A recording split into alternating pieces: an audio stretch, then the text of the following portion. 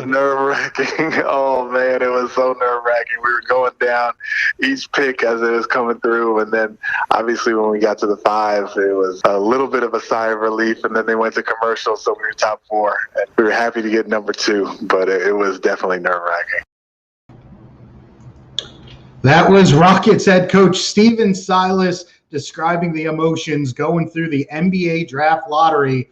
As you heard the coach say, the Rockets coming away with the number 2 overall pick. Good evening, everyone. Welcome yet again to the Fox 26 Sports Stream. I'm Sal Manine, your host, sports producer here at Fox 26. We're going to get plenty into the Rockets. We'll touch on the Astros, who are in action right now. And of course, we'll talk about the big Supreme Court ruling that looks to have all kinds of ramifications for college athletes. They didn't come out and explicitly say that you could start paying college athletes or that name, image, likeness is now a thing for sure. But the language that the Supreme Court used in a 9-0 ruling in saying that colleges cannot limit the benefits that they give to athletes from an educational standpoint, whether it's laptops, scholarships, postgraduate scholarships, the language that the justices use seem to set things up for college athletes being compensated much more handsomely than they are right now, and is really laying the groundwork for the NCAA to start figuring out things like name, image, and likeness. So we'll get to all that. We got to get my buddy Eric Columbia on the phone, because not only has he covered college sports for more than a decade and a half now, but he's also one of the few Detroit Pistons fans I know. They, of course, came away with the number 1 overall pick. As last night it came down, if you were watching the telecast on ESPN, it came down to a couple Hall of Famers on your screen. Ben Wallace representing the Pistons and Hakeem the Dream Olajuwon as the representative for the Rockets. And the Pistons ultimately get the number 1 pick, which pretty much means Cade Cunningham from Okie State. So we'll get EC in here in a little bit to give us the perspective of the Pistons, but also to talk about what's going on with the NCAA. But I want to start with the Astros, who are in action right now. It is already 6-0. The Astros just scored again. It's they're in the 4th inning. Kyle Tucker back in the lineup. Remember, he was out for the last few games because of a stomach bug. Said he lost almost 10 pounds because of how sick he was. He's back, he's healthy, and has already got an RBI for the Astros, who are going for their 10th win in a row. And again, 6-0 Houston. They are in the top of the 4th in Baltimore. And the big reason why the Astros have won 10 straight and why they've been red hot the entire month of June, now own the best record in the entire American League, has been their starting pitching. We knew that this was a lineup that could mash, and we knew that if the guys stayed healthy, they had the bats to get the job done. The big question coming into the season, and even as recently as about a month ago, remember that Padres series where they dropped the first 2 games to San Diego inside Minute Maid Park, and the question was, what's up with this pitching staff? Is it going to be able to hold up over 162 games? Well, the bullpen may not be the best in baseball, but the rotation over the last month, it's hard to argue with the results. Here's what it is. Since May 30th, the last 22 games that the Astros have played, they are 18-4, and the starters in that time with a sub-3 ERA. 14 quality starts in that span for the Astros. Again, quality start, at least 6 innings pitched, and 3 earned runs or fewer allowed. So in more than half of the outings, the starters are going out there and not just getting the job done, but really propelling the Astros to this win streak that they're on. Again, going for 10 in a row as they play in Baltimore. We'll, of course, have all the highlights for you tonight on Fox 26 News at 9. But I want to get back to the Rockets. Of course, we started with Stephen Silas and his reaction after breathing that heavy sigh of relief. Because remember, if the Rockets did not keep a top 4 pick in the draft, that pick would be conveyed to Oklahoma City as part of the Russell Westbrook, Chris Paul trade from 2 years ago. So if you were watching on ESPN as they're going in reverse order, starting from 14 all the way through the top of the lottery, Toronto and Cleveland, their names did not come up where it was expected. So you knew that at least 2 teams had jumped the standings or the reverse standings to finish in the top 4. And so when it got to 5, I think that's when most Rockets fans were going, just do not see a Rockets logo come out of the envelope. Keep that top 4 pick to at least get some type of compensation for what was an abysmal year for the Rockets in the wake of the James Harden trade and then just a horrible rash of injuries. Remember, the Rockets set a record last season for the number of different starting lineups that they had to use, where it got to the point the last few weeks of the season, they were just signing anyone and everyone that they could to come fill their spot because they were so depleted by injury. So we heard one from Stephen Silas. Let's hear from team owner Tillman Fertitta and new general manager Rafael Stone, who's already in Chicago for the combine and the pre-draft workouts, their reaction to what went down last night. Well, it's huge because we didn't give up any assets we had, and now we got a number 2 pick. We just need to take advantage of the opportunity to be fortunate like this and have a number 2 pick. And we're excited, and I have the utmost confidence in Rafael pull ops people to maximize the pick, whether we take a player or do something with it. We're certainly hopeful.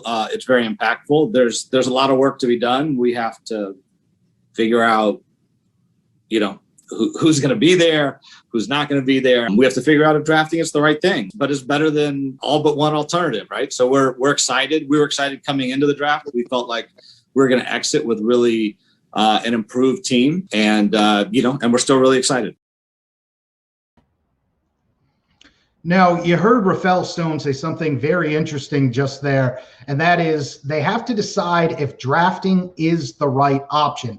Obviously, if you have the number 1 pick, everybody seems to be in agreement that Cade Cunningham, the big guard from Oklahoma State, is the guy. He's been described as Luka Light or a mix between Chris Middleton to a big point guard, somebody who has the ability to play both on and off the ball as a playmaker, as a scorer. He can get it done in a variety of ways. So if you have the number 1 pick, you know where you're going, that at least you're taking Cade Cunningham and then seeing if you can move him, if that's the case, or if you're the Rockets, because you have so many options at 2.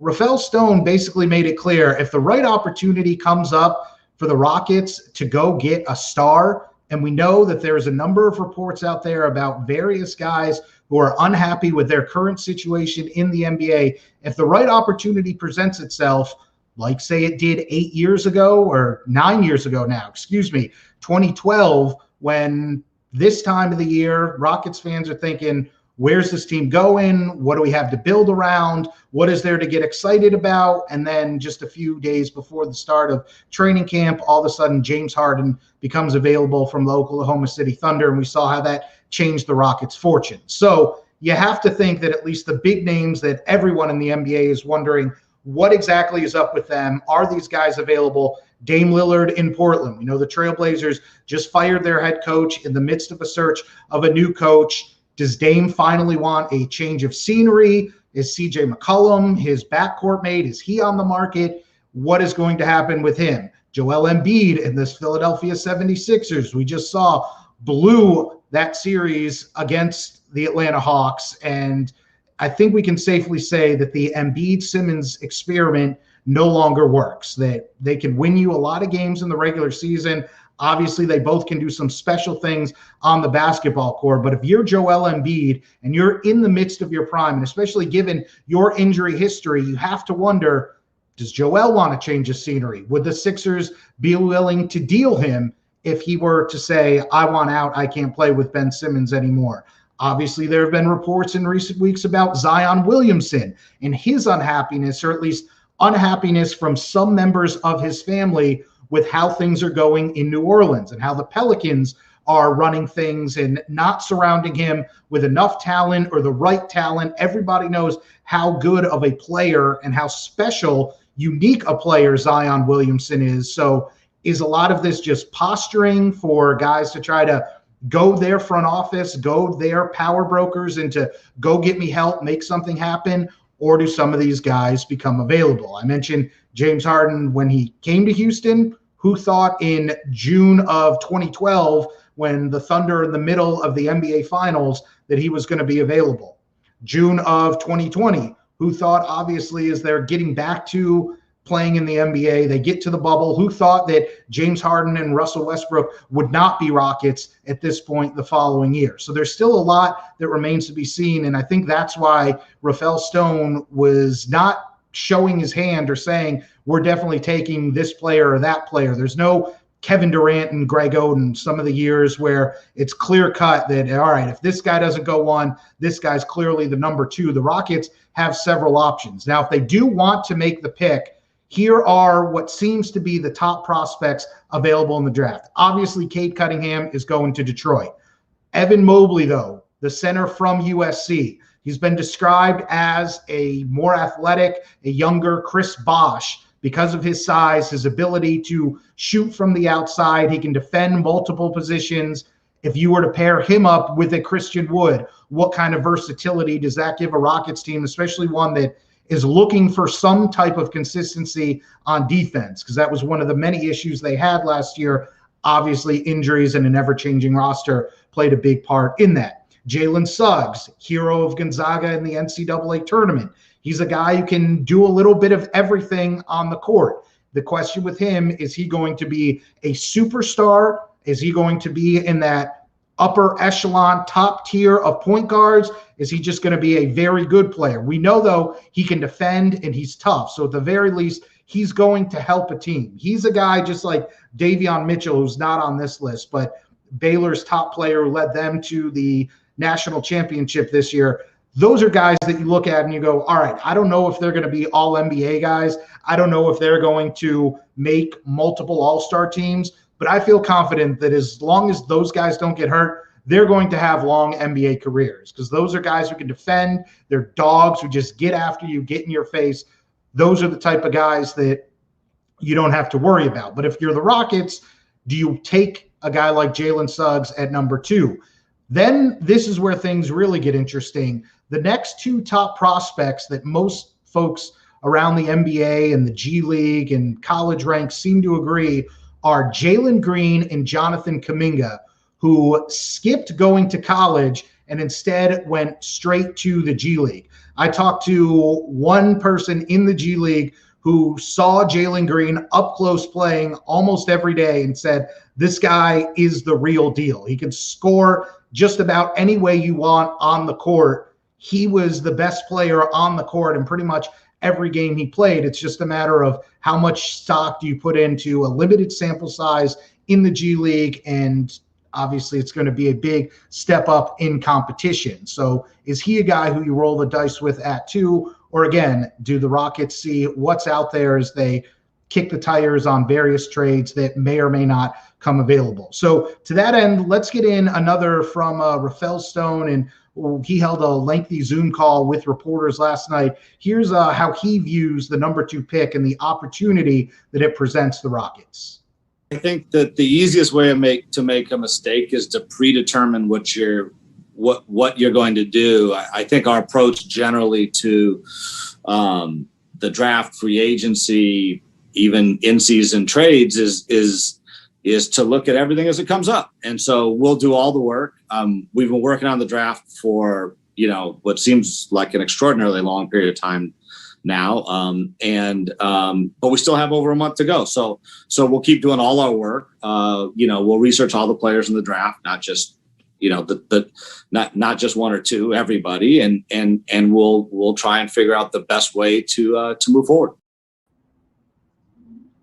So again, Rafael Stone was not, no GM is going to come out on the night of the lottery unless you know that you have the number 1 pick and there's a Zion or a can't miss prospect like LeBron who's waiting to be taken. But no GM is going to come out and say, yep, this is exactly what we're doing. And especially we know the Rockets' MO. Don't forget, Rafael Stone studied under Daryl Morey before he was elevated to the big seat after Daryl left for the 76ers job. So the MO of the Rockets for more than a decade now has been just accumulate assets, whatever that may be, whether it's a good young player or a player who shows promise, whether it is an expiring contract, meaning you trade it to a team who can then get it off their books, clear cap space to go after a free agent, or in this case, to have draft picks. We know the Rockets are going to have at least 3 draft picks in the first round as things stand right now because of the trades they made last year for Robert Covington, sending him to Portland and then sending PJ Tucker to Milwaukee. The Rockets, in addition to picking 2nd overall, will also have the 23rd and 24th overall picks. Obviously, at 23 and 24, you're not, more likely than not, you're not finding a franchise-changing player, somebody who is going to go toe-to-toe with the LeBrons and Kawhis and Giannis's, Devin Bookers of the world in a playoff series. But that's where you're just trying to find the best player available, guys who can come in, help round out your rotation, give you something as part of a contender on the periphery.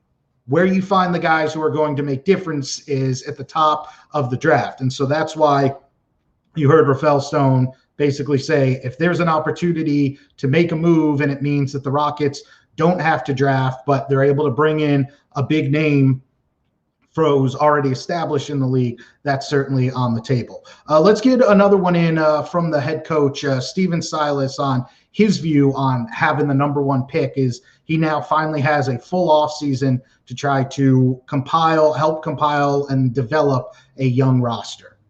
It's exciting. I mean, there was a possibility that we wouldn't even have a lottery pick. So once we got past 5, it was gravy, and it was super exciting. So it's good for the organization, good for the fans, and, we're going to get a good player, which is great.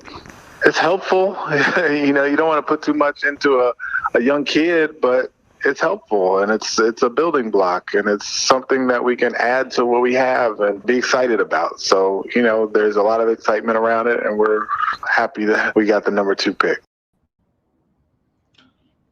And again, Stephen Silas had just found out the news when we talked to him last night. Rafael Stone says the plan is for him to actually for Coach Silas to join him in Chicago as he was heading that way, as they'll begin all the draft workouts and preparation. And obviously NBA teams are always scouting in the college ranks and in the G League, but until teams, especially because of the pandemic, how difficult travel was over the last year and a half, until teams can actually get a player in front of them and really go through the workouts and grill them, that's when they really start to do the heavy lifting as to who the Rockets may go after if they do decide to pick 2nd overall. All right, let's get one last one in here from Rafael Stone on the roster that he is trying to improve before we bring in Eric Columbia to help us get the other side of things as the Pistons narrowly beat out the Rockets for the number 1 overall pick. Here's Rafael Stone from last night. We just know that we're going to compile as talented a roster as we can. And, one of the very best ways to add talent in the NBA is through the draft. And so, I do think it's very likely we'll at least add 1 draft pick, most probably more, and also add some guys from free agency. And I think all of it will make us better. That certainly is the hope. Mentioned, it's time to get the Pistons perspective on this from really the only Detroit Pistons fan I know. He also happens to be a veteran sports reporter, mostly covering the collegiate ranks. So we'll get into the big Supreme Court ruling, but I got to start with what it was like for a son of Detroit. He's the host of the Pass the Salt podcast and a good buddy, Eric Columbia. How you doing, brother? Salmonine, I am doing very well. It's nice to see your face again. Yes, nice to see you too. I wish that I was the one who got to come on and gloat as someone who's born and raised in Houston, saying the dream magic paid off. But what is going through your mind last night during the NBA lottery as it comes down to Detroit and Houston, Hakeem the Dream, greatest center of all time, and Ben Wallace?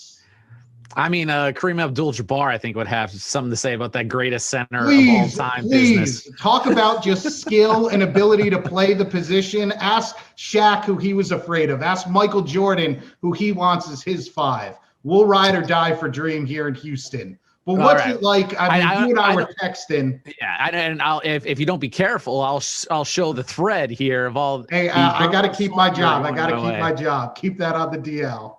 But I'd like to think this is what would happen if those going to work Pistons met up with those mid 90s Rockets who never had to play Michael Jordan and the Bulls in the finals. But I digress. It's sad because this is the state of Detroit sports right now. They're garbage. But it felt like a championship win last night. Because frankly, no matter what the team is, we haven't won anything in some time. And for the Pistons, they haven't won a playoff series. I mean, they haven't won a playoff game, let alone a playoff series in 13 years. So to have that go down last night and to possibly change the course of the franchise is huge. It can't be overstated how big this was, because you and I have talked about this before, Sal.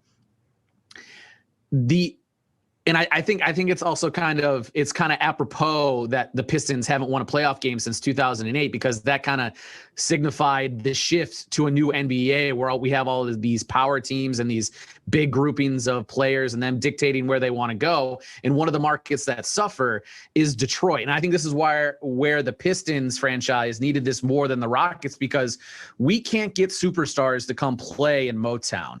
Nobody wants to come to the state of Michigan, let alone the city of Detroit. And that's not because Detroit isn't great. Usually people who are usually saying that they've never visited the city. It actually has things going for it, but it just has a negative perception. The weather sucks. You can go to somewhere in Texas or Florida where it's a very tax-friendly state.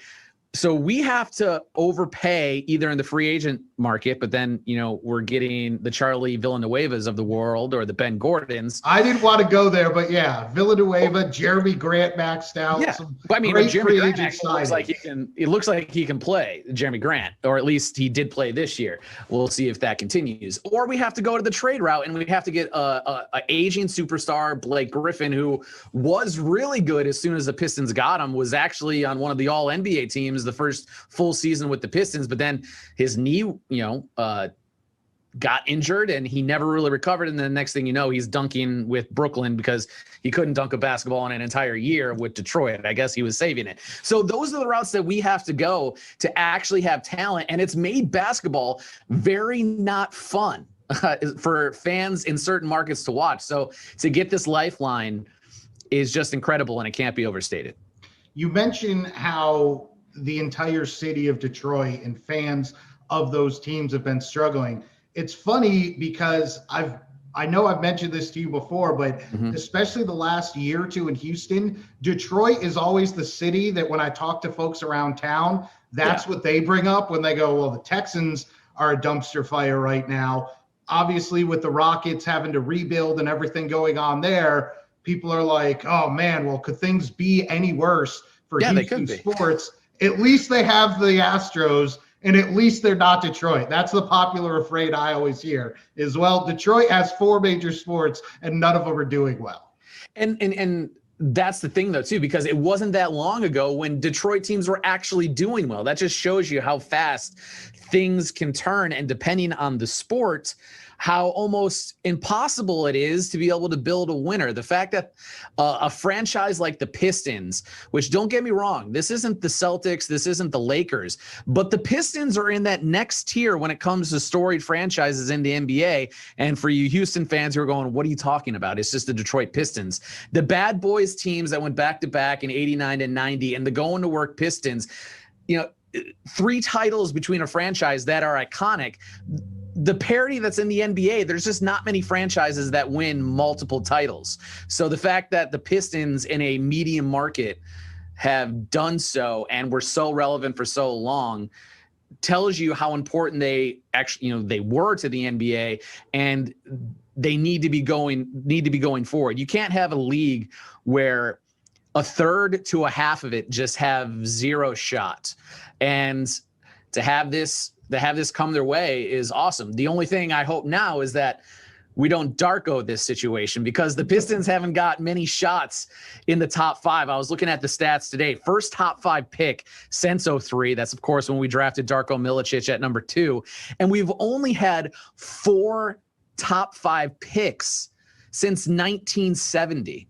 That's incredible. So a franchise that doesn't get many cracks at it, they can't screw this up because it's not guaranteed with the way the lottery is. You just saw the Houston Rockets had the worst record in the league, but technically, they don't get the number 1 overall pick. They fall one spot to number 2. Yeah, and at least down here, people breathed a huge sigh of relief when that number 5 envelope came out. Yeah, because that meant they got to keep their pick, as you mentioned. Having an abysmal season and then not coming away with anything would have just been awful for the Rockets and for fans. Oh, you guys are welcome for Christian Wood, by the way. Yeah, that was where one of the things I wanted to get to. You talk about, well, you got to overpay in Detroit, and this is a team that's struggled for so long. You had this guy, and he was playing well. Why weren't the Pistons the first one to lock him up as soon as they went into the lockout last year and said, no, we liked what we saw. We want you to stay here?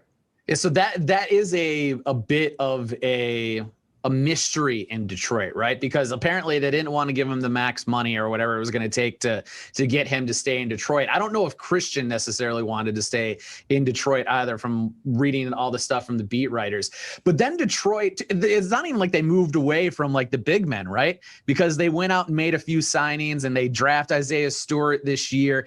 So they ended up getting like 2 or 3 big men, and people were like, what are you doing when you had an up-and-coming big man in Christian Wood on the roster? They didn't want him. It seems like he was doing really well in Houston before the injury, and the signing that they chose to go in a different direction with was Jeremy Grant, and he, for all intents and purposes, he worked out. So it is a mystery. I don't think there's a clear answer because Christian Wood and Weaver really haven't discussed it, just saying it didn't work out. They haven't really delved deep into it. I'm going to hold judgment on Jeremy Grant until saying it worked out. If this is just a case of good stats, bad team guy, or if he really is on the up and coming into being a top 2 or 3 player on a team that can make a run in the playoffs. Obviously, he's going to get some reinforcement in Cade Cunningham. What are your initial impressions and from just the games that you've bbeen able to see of him in Okie State? He's a guy that seemingly can do everything, right? And from what I've read, there's nothing that he can't do. If you want him to be the primary ball handler at point guard, he can be. He has great vision and he has a great sense of the game. He also can knock down shots if need be, and he can be a scorer as well, which the youth movement that the Pistons have going on right now with Cade, he's going to be your legit superstar, or at least that you hope, right? But then you add Hayes, you add Stewart, and you add Sadiq Bey, who people just forget how great he was last year. And I do say great because he was really, really solid for the Pistons last year, all rookie teams, along with Isaiah Stewart last year. So you add those pieces in with the Jeremy Grant, it might become more of an attractable site for potential free agents, but it's going to take getting guys like Cade to actually change the culture first and actually get some W's, which isn't always the easiest thing when you're on the bottom of the NBA. Bottom of the NBA, not something that fans in Houston are used to hearing. And so hopefully it's going to be quick though. Houston, for some reason, people want to go to Houston though. They want to go down there and play. You guys will be back at it and you bet you did. Real quick. No state income tax. Yeah. You don't have to deal with the snow or the cold. Exactly. We got awesome food, culture, diversity. Yes. So yeah, and Houston you have some great clubs, from what I hear, according to James Harden. I'm gonna not go down that road. We would all like to remain employed at our respective jobs without going into what is or is not said in NBA circles about the nightlife of various cities. All right, we got to talk about the big news in the collegiate world. Obviously, the Supreme Court ruling about what kind of benefits and educational compensation that schools can give to college athletes. A unanimous decision by the Supreme Court that they cannot limit the educational benefits that student athletes receive. What was your initial reaction? What has been the atmosphere? You're up there in a college town in Syracuse where so much of the sports scene revolves around the local school. What's it been like seeing what is happening as we start to change the entire narrative and discussion about how college athletes are compensated?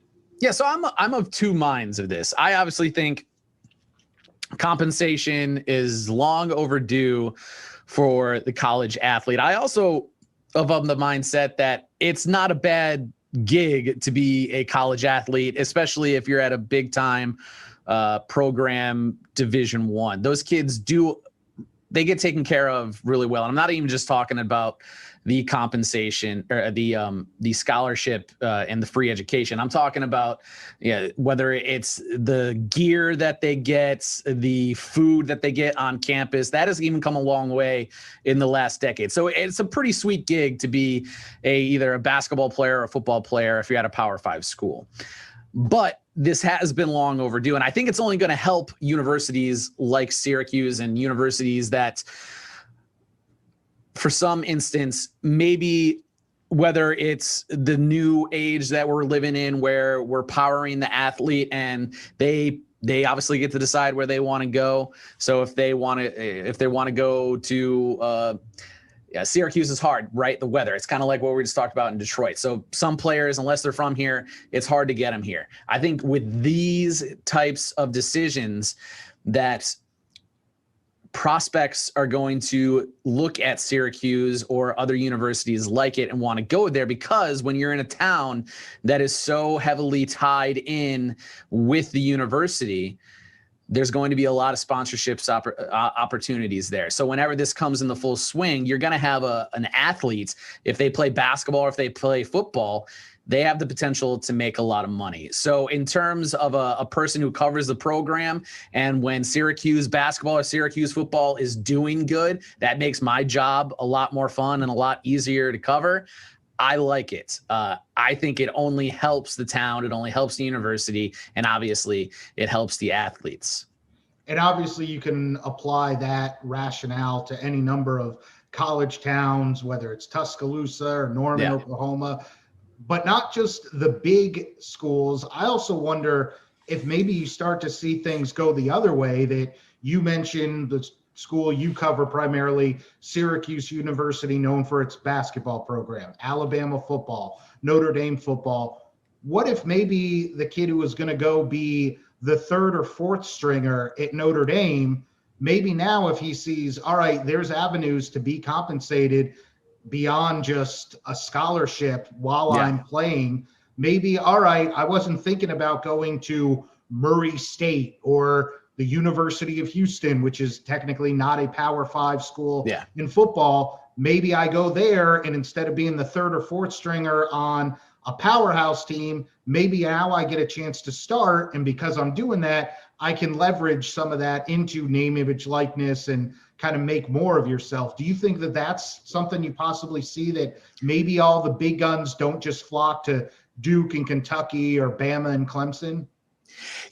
Not initially. I don't think college freshmen necessarily would skip over the big program, right? You see this a lot with college quarterbacks, that they're going to go to the big program right out the gate, and then if they don't start, they're gone. So maybe that's where we see it, where the primetime players at every position start having that mindset where if I'm not playing year one, year two, then I'm going to go somewhere else, and then I have a chance to not only start, but then make some extra money on the side. You know who's probably chomping at the bit for this to finally get back going again is SMU. Am I right? Finally get things going. The Pony Excess. Yeah, one of the best 30 for 30s. But you almost have to wonder if they're dusted off the old bookshelves. They're like, find the binder. Old boosters back. Be like, hey, they're actually letting this happen now. Exactly. Yeah. Be like, we already have this all figured out. We have the system in place. Yeah. This is exactly they were doing what it before it was cool. Yeah. So obviously the latest decision from the Supreme Court did not say, all right, you get to start directly paying college athletes, but you saw in some of the verbiage used, the way that the justices wrote their opinions, that they are laying the groundwork for name, image, likeness, or some type of direct compensation.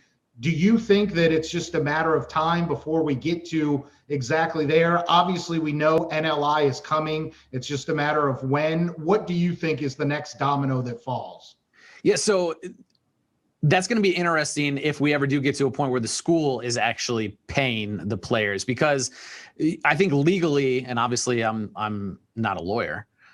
I don't even play one on TV. I'm not even smart enough to play one on TV. But just thinking about that process, and when you have Title IX and everything, like legally, how can you actually differentiate the importance of an athlete depending on what sport they can play? So I think there's probably going to be a lot more litigation involved before we ever get to a school actually paying a player, because as we've seen in Title IX, you're limited to how many athletes you can actually have, men versus women. And that's why you see sports teams like Syracuse baseball go away and wrestling programs go away at other universities, because they have to keep things even. I only imagine when money is involved, there's going to be a lot more bureaucratic tape when it comes to that. So that's why the name, image, and likeness coming into play makes a lot more sense, because then the player's popularity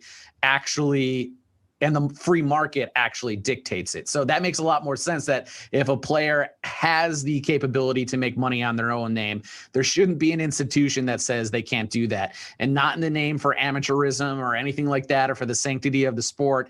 It just makes sense that if other people at your university who are non-athletes can do that, then athletes should be afforded the same opportunity. That's not groundbreaking analysis. That's not anything new I came up with. Obviously, everybody says that, but that just tells you how much common sense that is, and the lack of common sense has been around this whole situation since the inception of the NCAA. Yeah, and the fact that the Supreme Court flat out called out the NCAA over amateurism, and the fact that they generate billions of dollars and it goes into the pockets of everyone but the players themselves, is why you think it's just a matter of time before name, image, likeness, or there's some other type of compensation discussion that needs to be had. So it'll certainly be something to keep our eyes on, and we'll obviously be following it closely down here, as I know you certainly are in a college town. But right now I know that you, Mr. Detroit, are going to be gloating for a while. I have to find a way to scrub off my timeline all the pictures of you in the Pistons hat, since Cade Cunningham beats out the Rockets and is now going to be a Piston. NBA championship 2025? Is that too early? All right. Well, let's see if the Rockets don't swing some major trade.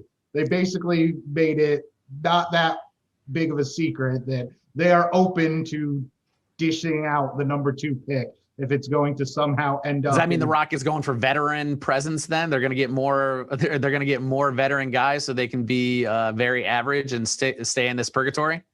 Wow, for a guy who has not seen his team win a playoff game since 2008, that's a lot of smack talk right there. But how many times when the Pistons actually had stars would they just trade them out of town?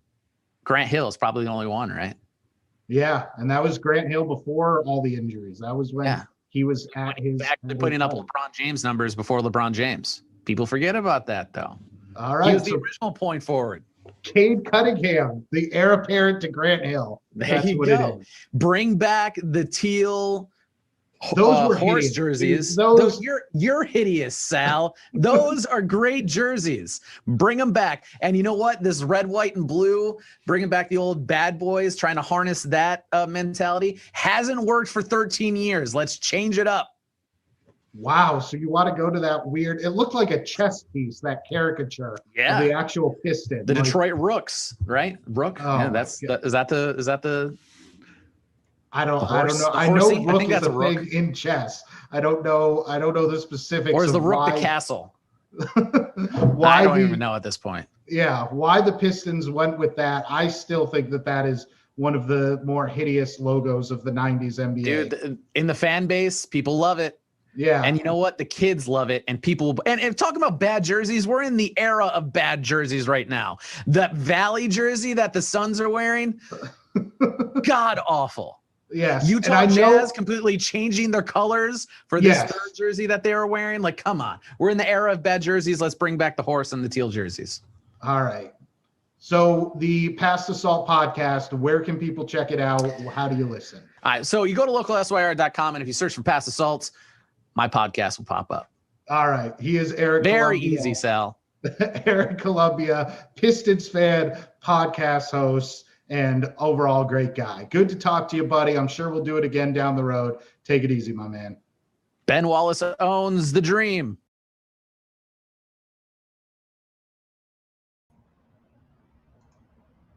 I don't know about that. EC, loving to talk smack. Look, I realize he's technically a Hall of Famer, but Ben Wallace and Hakeem Olajuwon, very different tiers of the best centers in league history. Again, here's the top prospects available. We know that Eric's Pistons are taking Cade Cunningham #1 unless something just absolutely crazy happens. So then it's down to one of the Jalen's, Evan Mobley, Jonathan Kuminga, or do the Rockets find themselves in a situation similar to that they were in almost a decade ago, and a superstar somehow comes available? We'll have to wait and see. One last update on the Astros. The 6th inning just ended, 7-0 Houston over Baltimore. So the Astros in good position to get their 10th win in a row. And Jose Urquidy, who took the mound for the Astros tonight, holding up his end just as all the starters have done. Allowed just 2 hits and 1 walk over 6 innings, has only thrown 72 pitches. So the pitching staff getting it done and getting the Astros to the top of the American League. My thanks to Eric Columbia and to all of you who joined us. Again, we do this every week. You can find us on our Fox 26 YouTube channel, on our Fox 26 Facebook page, and of course at fox26houston.com. And be sure to join us at 9 o'clock for Fox 26 News at 9, where we'll have even more from Stephen Silas, highlights from Baltimore, and J.J. Watt still making an impact here in Houston. All that is on the way. And of course, up-to-the-minute updates on the entire Houston sports scene from our sports director. You can find him on Twitter at Mark Berman, Fox 26. As always, I'm Sal Manine. Thank you for watching. We'll see you next week.